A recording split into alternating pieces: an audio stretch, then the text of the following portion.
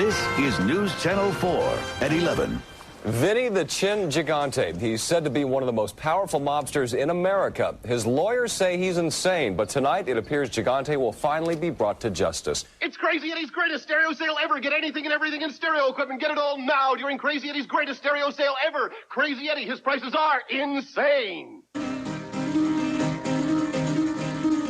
Here she comes, Calamity Jane. She's up to the champion lake. Everybody grab your pal. Time to start our team corral. Clickety-clack, clickety-clack. Reggie's coming down the track. Turn it in with OFG. They'll be here and so will she. Hurry up now, don't be late, or you'll miss Calamity Jane. Calamity, Calamity, Calamity Jane.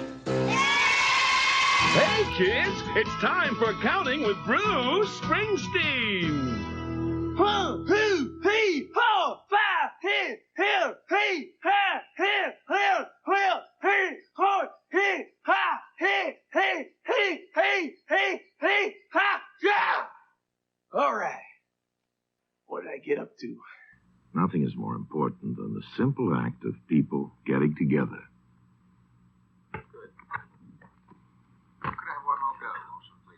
What? Could I have just one more take of that, sir? Why? I just did it right. Yeah. Look, I'm not used to having more than one person in there. One more word out of you and you go. Is that clear? Yes, sir. I take directions from one person under protest. But from two, I don't sit still. But who the hell are you, anyway? No, I'm the engineer. Well, why the hell are you asking me for another one? Well, I thought there was a slight bonk, and I would just like to be safe. Jesus. What is a gonk? Do you mind telling me what that is? No, a bang from outside.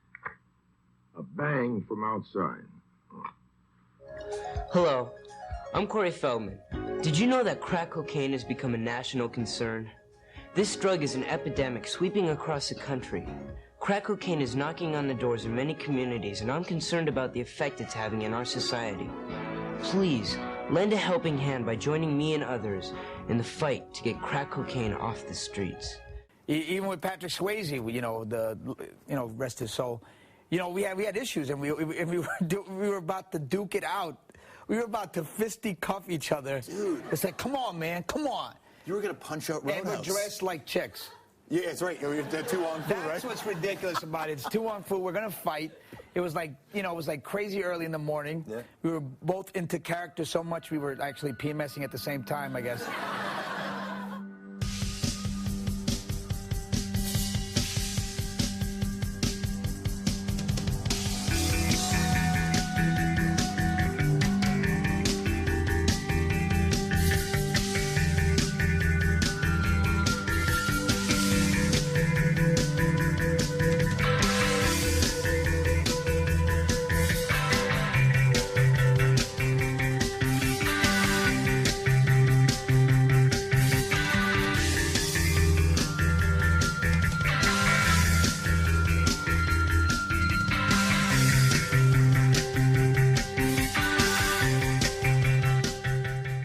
Carried watermelon.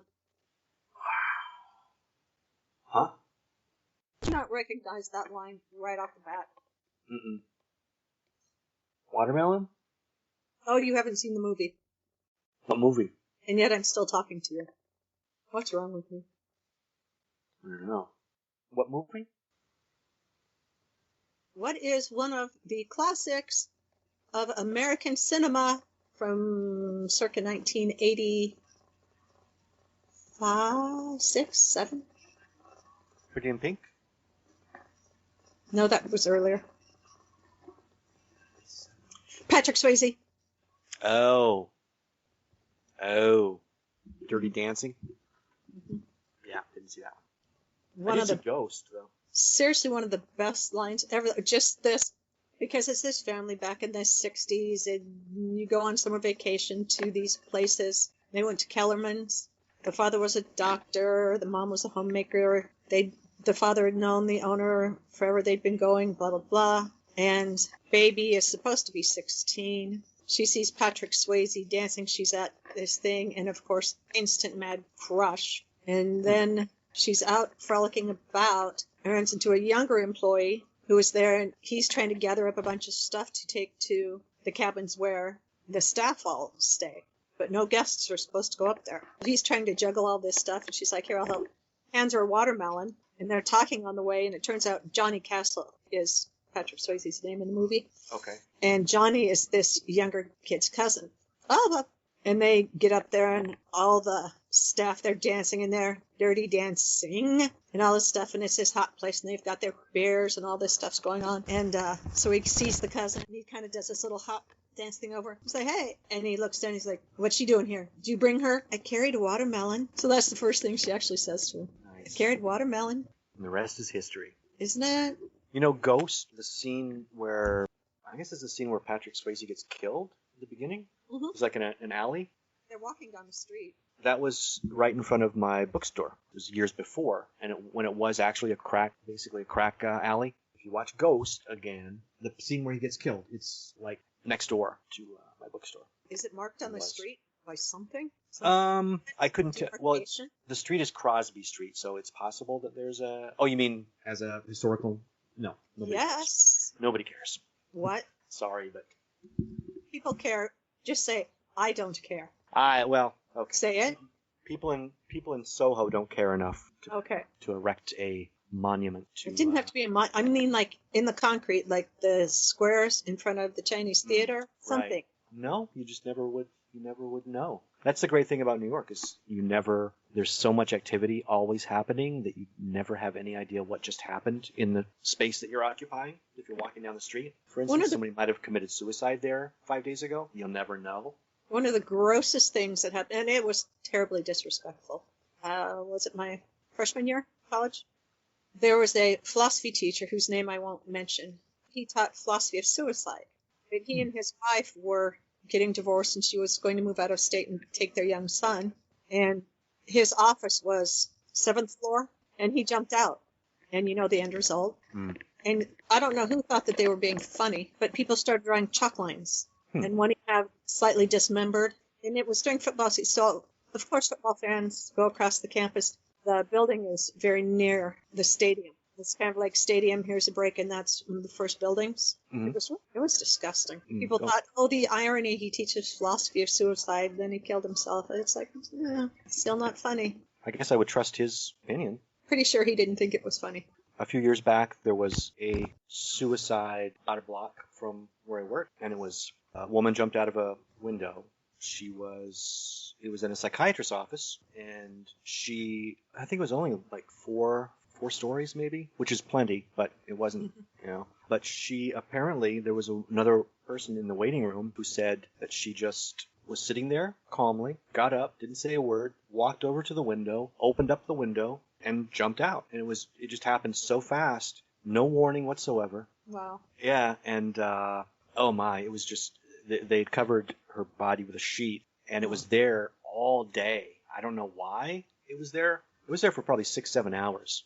I guess they were trying to get ballistics or whatever on angles of whatever. But then it was gone. Then they finally body away, and I left work maybe an hour later, and I walked by the exact spot where her body was, and I thought, nobody has any idea. People are walking back and forth left and right over the spot, and they have no idea that there was a corpse here an hour ago. Yeah, but that's the great thing about New York. All kinds of... You can die, nobody cares. Yeah, it could be death around any corner, frankly. Did you get that reservation for our table at lunch? For lunch? Yeah, great. Okay. I'm sorry, what'd you say happened here? Nothing? Okay, good. I'm more interested in like, Charlie Chaplin walked here. The very steps I'm taking right now, Charlie Chaplin took. Mm-hmm. That kind of thing interests me. That's Francis Tavern. But in New York, no matter where you are, John Lennon walked here. But Francis Tavern, George Washington, Alexander Hamilton. I had my hands on the table where they sat. I walked across the floorboards. Now, granted, a few people have walked over them in the interim, but to be looking at the same ceilings that they were. Mm-hmm. Yeah. There's a place, Cooper Union, which is downtown New York, where I guess Lincoln made his very famous speech there. So Lincoln made a big speech? I think he made a big, I don't know, something. Minimum wage, probably. Are you... And there's also McSorley's Tavern is one of those taverns that didn't let women in until they had to, like in the 70s when They changed the law. I swear I and- just saw a story on them, a report. Could be. It's a very famous tavern, In and the there's last a one. chair where I guess Lincoln drank.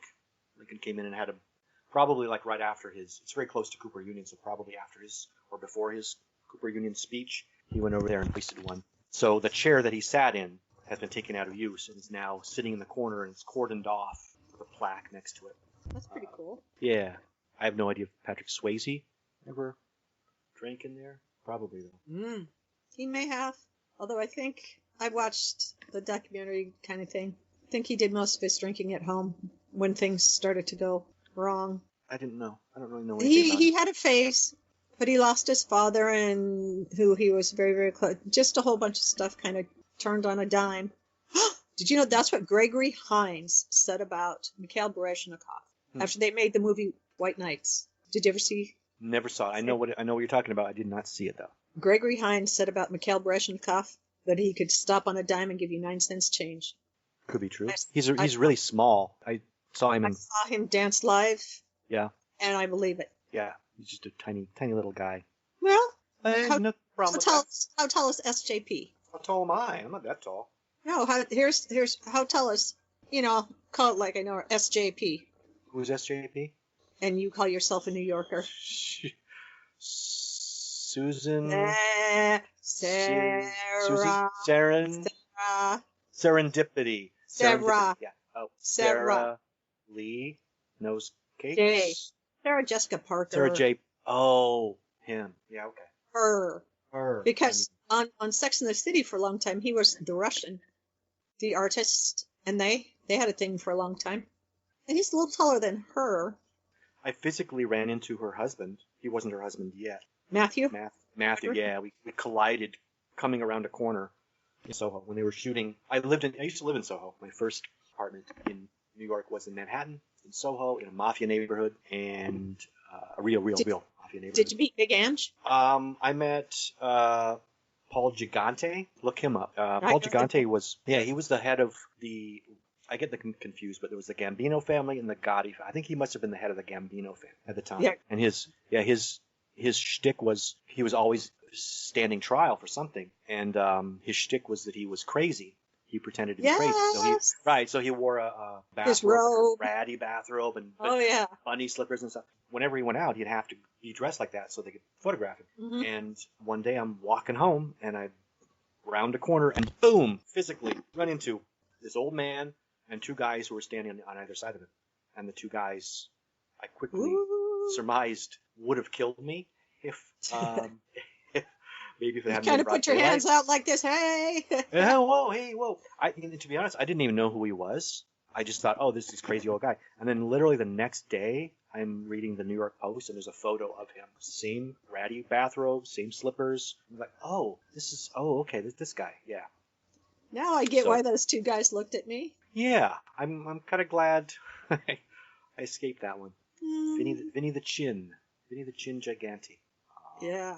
I also physically ran into Spalding Gray once. So those are the 3 celebrities that I physically ran into while rounding a corner. Oh, huh. We don't have a whole lot of... I don't know. You know what constitutes? Does that mean like a national celebrity, a world-renowned celebrity? Somewhere north of Lita Powell Drake, probably. Yes, and again, she does not like people bringing up Cartoon Corral. Oh, really? Oh, we got to have her on then. I'm going to talk about No. That's all I want to hear about. No, if you bring up the show that she hosted for a long time, she likes that, but do not say, oh my gosh, my friends and I used to watch Cartoon Corral all the time we were kids. Oh, yeah, it didn't go well. She probably doesn't want to hear a person saying that they watched her when they were children. I can understand that. No, I from someone else who knows her. No, she just, regardless of your age, just dust that one.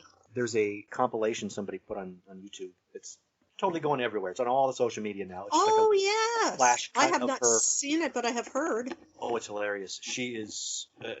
Martin Short did a character called Jiminy Glick, which he did... Yes. It was a series and everything. Basically, word on the street is he based Jiminy Glick off of Lita Powell Drake. You didn't hear it from me. Yeah. And if you It's the what? same kind of fawning, yet not really interested in the guest kind of interview. Certainly don't do your homework. You should see it. It's probably like a 5-minute clip. Larry King always said that. Fast cuts of. Although we did talk. Yeah, Larry. Yeah, Oh. Larry was lazy. I think he was just lazy. He didn't want to learn about the people. You got to know something about the people you talk to. Yeah, he said he didn't read their books or any.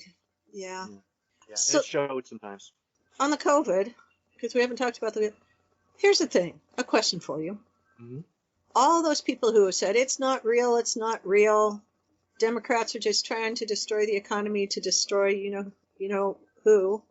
No, then it's no worse than the flu. Why don't we shut down businesses for heart attacks and on this whole silly thing? And then all of a sudden, I'll get on social media and there'll be, and I don't want anybody to get, well, I don't want most people to get sick and die. But then all of a sudden, it's members of their own family. And now kind of how it went from the Chinese flu to COVID when the orange thing got it. And then as soon as it recovered, it went back to the China flu. Now all of a sudden, these people are on social media and it's either their family members or someone very close to them who are sick and they're asking for all these prayers. And I don't care. I'll pray for them because, again, I like them for other reasons. They're my friends for other reasons. But it just baffles me that it's even when someone else we both know got very sick for a very long time. And these are the kind of people who would make snide remarks on our friends' posts. You know, who was updating people on her condition because we had all asked to be kept up to date. And now it's become real in their own backyard. And so now it's something. For me, conservatism is a lack of empathy, or at least a lack of empathy goes with it. And I am getting pretty sick of all these people who don't give a shit about anything until it happens to them. And then it's like, you know what, so what? Bingo! So what? Yeah, I don't care. Next. Well, you know, the other people in their life may have known it was real this whole time. We didn't, you know, I don't know this. I can't even imagine the mindset. Again, I'm not in a cult, so that goes a long way toward explaining it. But how, you know, growing up, do you think that we would have ever, like, if suddenly most people were saying, oh, there's a flu that's really deadly and coming through, and yet the government says, oh, no, not really? I'm not even making sense here. You are. It depends on who you listen to. But I can't even imagine that being a thing. I can't even imagine there being an issue when we were growing up. Like the idea of politicizing something like that just seems so foreign if you step back a little bit. I mean, everything else is, but it's a obscene. disease. It's absolutely obscene. Yeah, it just doesn't make any sense why you would politicize it. To what end? And obviously... Do you remember in 8th grade going through, they filed everybody through what I ended up was my English classroom. And everybody got TB tests. Mm-hmm. Put your arm out, and they would rough up the inside of your arm. Yep. And then you were supposed to keep an eye on it, and then 4 days a week, 2 weeks later, everybody got checked to see if you had tuberculosis. Right. Can you imagine them trying to do that in school these days? That's what I mean. It's like there wasn't even one family back then who would have said, "Oh no, my kid's not getting that vaccine." Well, and this was the test. They just said, we're doing it this day. Here's a slip. Have your parents find the slip and bring it back. Mm-hmm. Okay. Here, Mom, Dad, here's a slip. Oh, what's this? Oh, okay. Signature. Hand it to you. You brought it back and you got in line. Did you see Mike Lindell's documentary? I did not. I'm saving that for the weekend. Oh, absolute when I can, proof. Perhaps I imagine that I'm going to be touched by it and I'll want to watch it again and again. And I want to be able to binge. Well, and actually I'm going over to a friend of mine's this weekend. And we're going to just binge Netflix. And so we'll probably watch it then. You know, it'd be nice with some friends. I'm not sure it's on Netflix. I'm not sure Dang where it. you get it. How do we get it? I'm not sure. I can't tell you where I found it, but I found it for educational and research purposes only.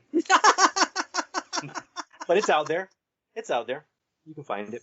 But you don't need to. I want to make a joke that's in really, really, really poor taste. Go ahead. See how far you get.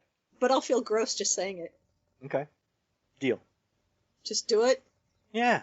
What, were you constipated and needed some help? That's what you consider an off-color joke? I didn't say off-color. Gross. Oh, okay.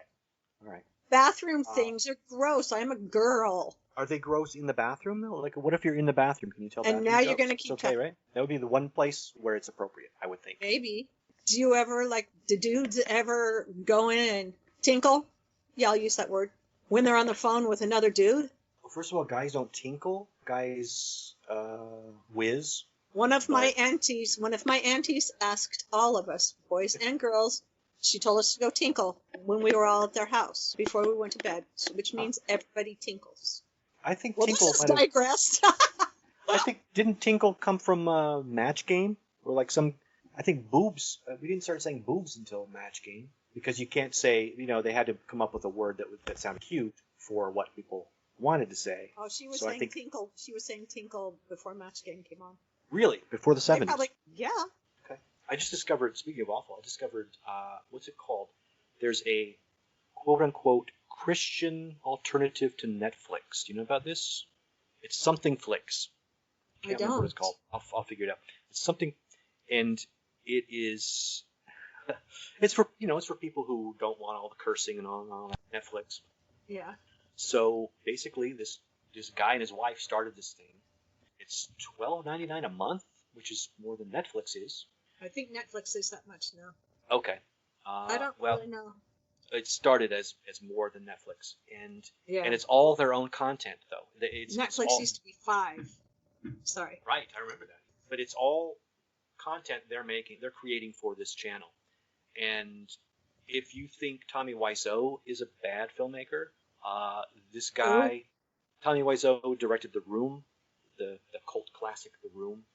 This is probably about 100 times worse than that. And this guy he's already made like 170 movies or something. He just keeps cranking them out. So low budget, so low that there's a scene that takes place in an office room, right? And they shoot it with a green screen in an office room. But it's in an office room.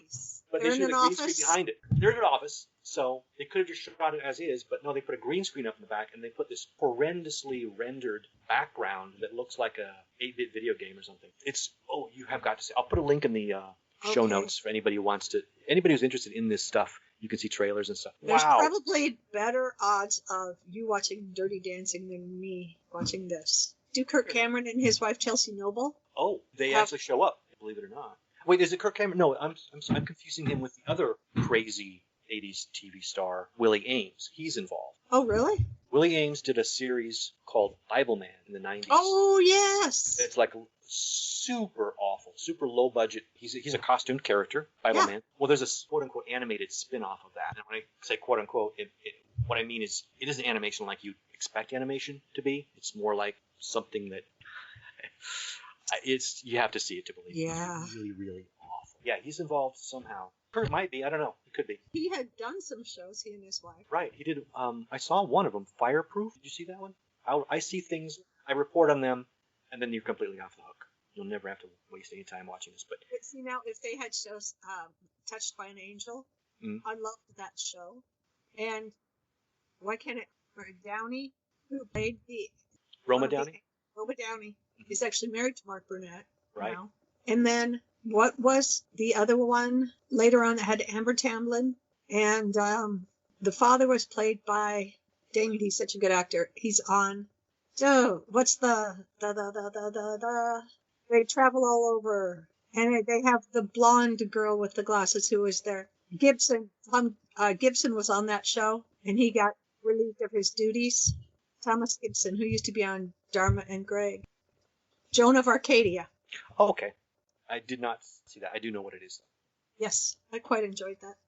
There's obviously nothing wrong with religious-themed entertainment. Good TV is good TV. Bad TV is bad TV. It doesn't matter who the theme is, but if it's, you find something that's really, really bad, and you were just telling us what you can find it.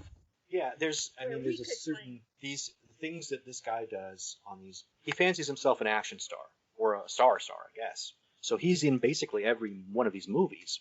And a lot of them are just what you'd expect, but then even though he doesn't have a budget, he still makes... He made a John Wick ripoff. Oh. Yeah, so he's John Wick. I believe it's called Beckham. Beckham it's called. Not to be confused with Bend It Like Beckham?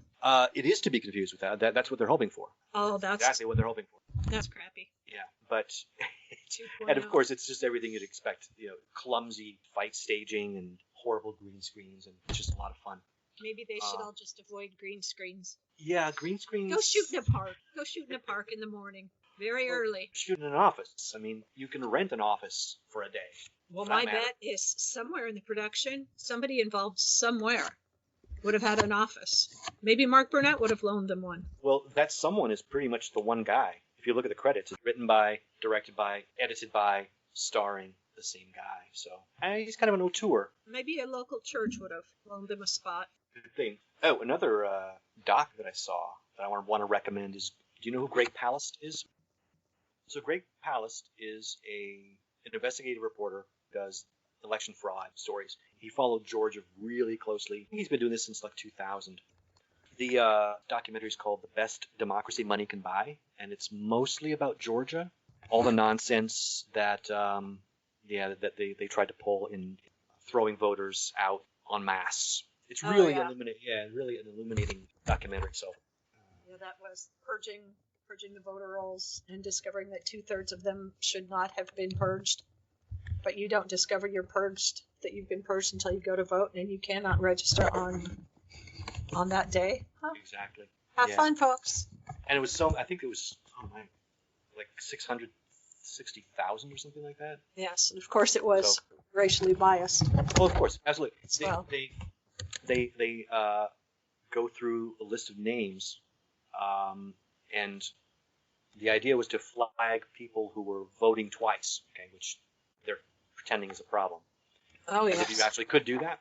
So what they were doing was they were flagging people who had the same last name and the same first name, or at least similar first name, and they would consider, even in different states. So if somebody voted, let's say Leon Jackson votes in Tennessee, then there's a Leon T. Jackson in Alabama. They match those two names up, and they say, same person, and they throw them both out. Why do they choose Jackson? Because it had the ethnic sound. I wonder. Washington, Jackson, Guzman. Those names tend to be thrown out with a lot more regularity, frequency. Yes, exactly. So if you want to get really angry about all this, then watch that documentary. Or if you're already angry, watch the documentary, because it will make you at least realize you're not crazy. This is happening. We'll give you some actual reference to it, some more of the story, the real meat of the story. Makes a good double bill with Mike Lindell's Absolute Proof documentary, which has a title that's every bit as accurate as Finding Bigfoot. Because I don't know what I got a season headache they're watching. in. I was channel surfing the other day, and it was one of the Finding Bigfoot series. Season 1, episode 8 or 9, whatever. How many seasons? How long are you going to try and drag this out? Does he exist? Probably. Are you ever going to find him? As we all agreed, no. Nope. 7 seasons. 7 full seasons. Oh. Yeah. Heaven help us. The Lindell doc, though, is mind-numbing. The dude had a successful business. Why didn't you just keep his mouth shut? He's a crackhead. Ex-crackhead, which I think implies that maybe he doesn't always have the best judgment. Ugh. Yeah. But it's like watching a bizarro version of the real world. And again, I've said this before, but if your diet is only Fox News or is only that narrative, then you almost can't be blamed for believing this, because that is the story that is being presented, and it's being presented with authority and... By a guy who can't even tuck in his shirt. Yeah. Oh, it's... He's top-notch. He is top-notch. He's top. Well, for a while, because he's part of that lawsuit, isn't he? Part of the Dominion or the other one? I think they named him. Smart Tech. I think Smart Tech named him as a... Well, good. And yeah, so good for him. So all the free pillows and sheets and mattress toppers you want, because I don't have any money left. Call now. But I have pillows and sheets. Giza cotton, whatever that means. Is that what he says? Yeah, Giza. Isn't that a pyramid? You're thinking of Cairo. Is that over in Cairo, Egypt? No, there's the Giza pyramids. All right, I got one more thing I want to talk about. I don't know if you saw the Super Spreader Bowl last week down in Tampa. I did. 25,000 in attendance. Hello. I didn't watch it, but I did see this later, the Springsteen Jeep commercial. Did you see that? Here's the thing. I was also reading a book at the same time, so I saw it. Did I hear it? No. The thing that caught me most was there had been Springsteen sightings in the area where people thought, and so that was a big kind of thing. Was he here? Was he not? And then when the commercial came on, it was, yeah, he really was here. And the house, the porch with the flag they showed belongs to a friend of mine's friends. So all I know is it was something about unity and. Yeah. Well, it's I mean, first of all, it's a Jeep commercial, so they're trying to sell a car. But yeah. we don't know that till the end when they just say Jeep. But yeah, it's something that I guess Springsteen wrote. He speaks over images of him, images of small town America, and specifically this one small town in Kansas that's the geographical center of the country. Yes. And I guess all we need right now is to meet in the middle a little bit. And I believe Bruce Springsteen is one of my musical heroes, I would say. I mean, as far as a guy who has, I think, been honest his whole entire career, and he's certainly never had any sex scandals or weird nonsense going on. He did cheat on his first wife with his second wife. Okay. But I think people recognize that the second wife actually a far better fit. Right. For me, that's a personal thing too, and then I'm not here to be the judge, you said no. You just said he didn't have any scandal. Okay, you're right. That's as close to a scandal as he's. And I'm sure his heart's in the right place. And a vague message of unity is a good message in general. But what we're talking about here is there's no meeting in the middle. There's no meeting in the middle between people who advocate genocide and people who don't. There just isn't. Nope. So. Are you sitting down? I am. I think we may have just agreed on something. Uh-oh. Let me timestamp it. Okay. There we go. Promote the hell out of that. What were we saying earlier about the world ending? Well, the only downside to Springsteen though is that I found out today that he had a DWI in November, which they didn't tell us about until now. Last year? Yeah. For some reason, it didn't go public until now. Back to the commercial, though. It is. I'm with you. Well intended, but it gets to be one of those things where each side or different groups. Well, if they would compromise, why won't they come more towards me? Why, as opposed to neither person or neither group seems to think that they should have to budge very far. It's the other person, the other group. I was just reading, and I come from that. Don Bacon, who represents the western part of the state, lives up to his name.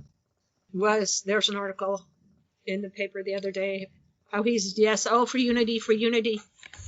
If the Democrats would just consider what we're proposing, if they would just lean more towards the offers that we've put out, it was never okay, maybe we should give a little bit.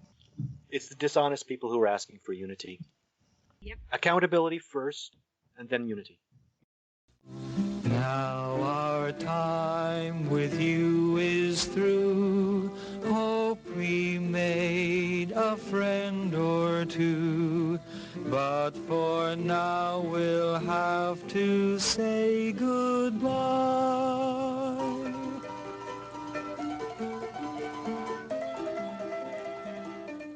We know a remote farm in Lincolnshire where Mrs. Buckley lives.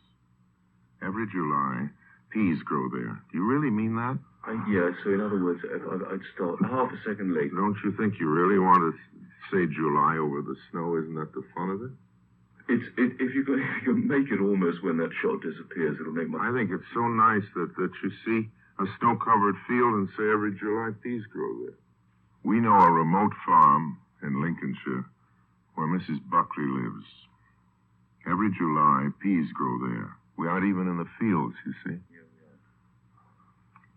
We're talking about them growing, and she's picked them. Yeah. What? In July. I don't understand you, then. What must be over for July? When we get out of that snowy field. Well, I was out. We were onto a can of peas, a big dish of peas when I said in July. Oh, I'm sorry. Yes, always. I'm always past that. You are? Yes. Well, that's about where I say in July. You emphasize a bit in July. Why? That doesn't make any sense. Sorry. There's no known way of saying an English sentence in which you begin a sentence with in and emphasize it. Get me a jury and show me how you can say in July, and I'll go down on you. That's just idiotic, if you'll forgive me by saying so. That's just stupid. In July. I'd love to know how you emphasize in July. Impossible. Meaningless. I think all they were thinking about was that they didn't want to... He isn't thinking. Wilson, can we just do one last... Yeah? And it was my fault. I said in July. If you can leave every July... You didn't say it. He said it. Your friend.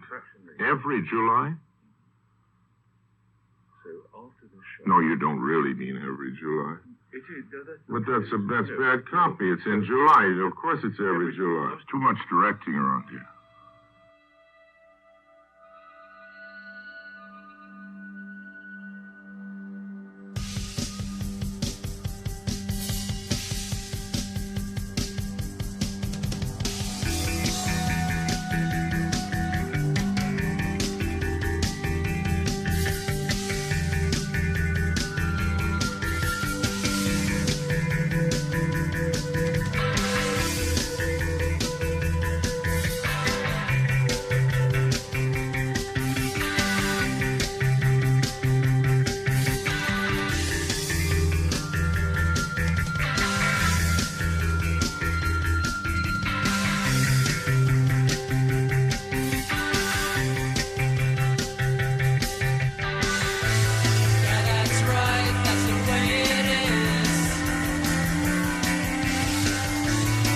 That's right, that's the way it is.